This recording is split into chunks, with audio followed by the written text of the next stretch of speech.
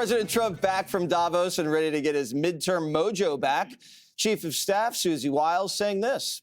He's going to campaign like it's 2024. He's going to behave as though he is on the ballot. 47 is going to hit up Iowa next week, where he'll have plenty to boast about, Jessica.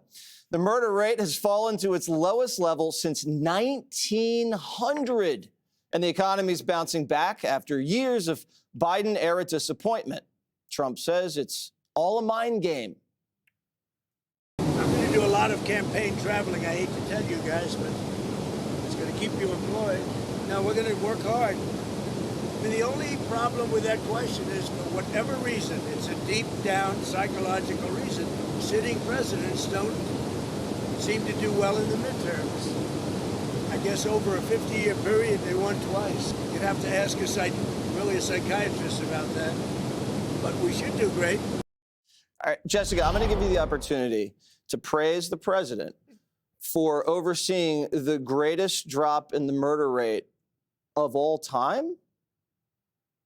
Well, I'll go like 75% there. Obviously, the trend line started before Donald Trump came into office, and it was embarrassing when everyone on the right was tweeting that graph that ended in 2024, and they were like, I think it started with his sons. They were like, yay, dad, and it was actually Biden's work. But I love a drop in a homicide rate. I love less overdoses. I think this is all good things. Good. The rest of it is a disaster, though. Oh, okay. The New York Times Santa poll was so bad for him that he's suing the New York Times. Lowest approval rating, -17 immigration, -18 on the economy, -19 on foreign relations, -29 on cost of living.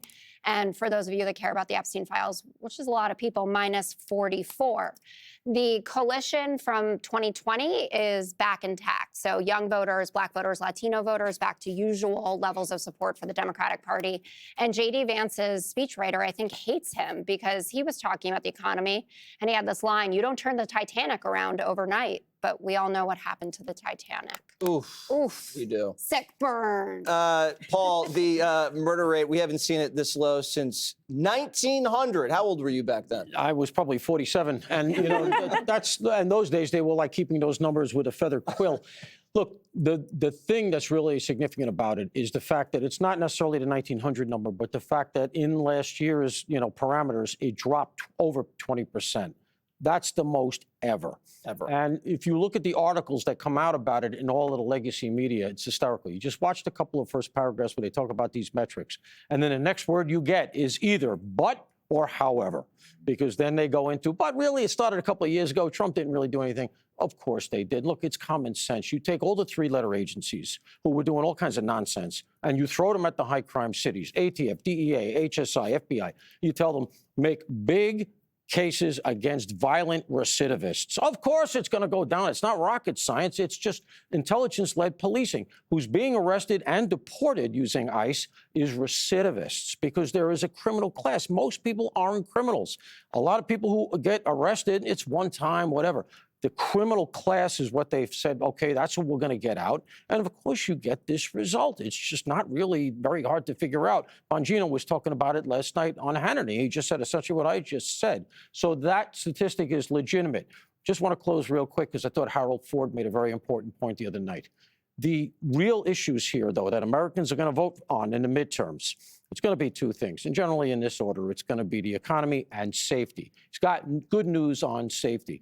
He's got to make sure the economic piece starts to hum or at least gets that narrative out. He's going to have to really fight them on that because they're not going to want to say he's doing well because Americans don't vote on foreign policy. Whatever happens in Iran, Cuba, et cetera, it's great historically. We like to talk about it, but nobody votes on it. You're right about that. But he does have record low migration, record low homicide. What do you say on the economy if he hits the trail hard?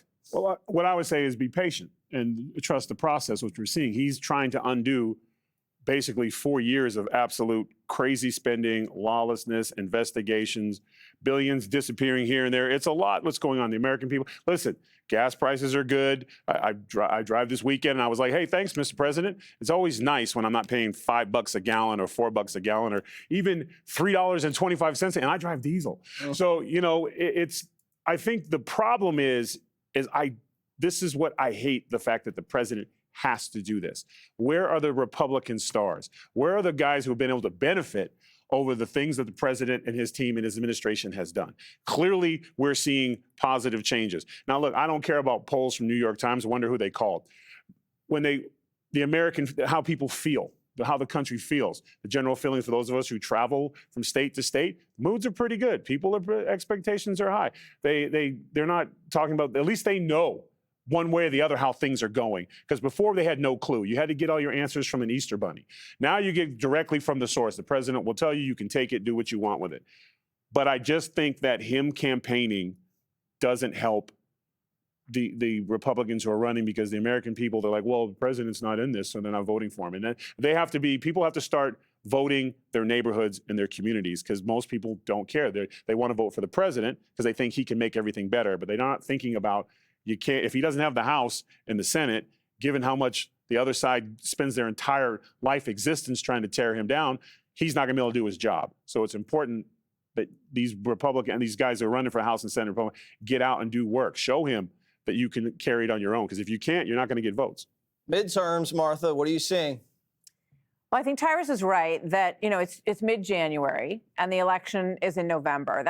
There's a lot of time between now and then, and I do think that the administration's bet is that in the first 3 months of this year, first quarter, you're going to start to see some of these tax cuts kick in a meaningful way, and certainly the gas prices is a huge part of this story because it puts more money in people's pockets. It is definitely about the economy. It is not about foreign policy. I would not be at all surprised to see a very laser focus on the economy as the president goes out to Iowa next week and as he starts to campaign. We have seen in the past, though, that it is the candidates on the ground that matter. No one is a better campaigner than President Trump. No one's a better message pusher than President Trump in these environments. But it is very difficult when he's not on the ballot. It is a different story, and he is historically likely to lose some seats in the course of this election. But that will change the dynamic so dramatically. He understands that his presidency is on the line in the sense that if he can't hold at least the Senate, he's going to fall into the impeachment trap that we saw a million times last time around. Another impeachment. But he predicted it himself. He's like, what's going to happen because they don't really have any other card to play. So it's a very delicate dance, and I think it's going to be very interesting to watch. Real quick, would you advise the Democrats impeaching if they take the House, Jessica? Yes? No. Yes, no? Do govern well, but don't threaten me with a good time. Okay. Click here to subscribe to the Fox News YouTube page to catch our hottest interviews and most compelling analysis. You won't get it anywhere else.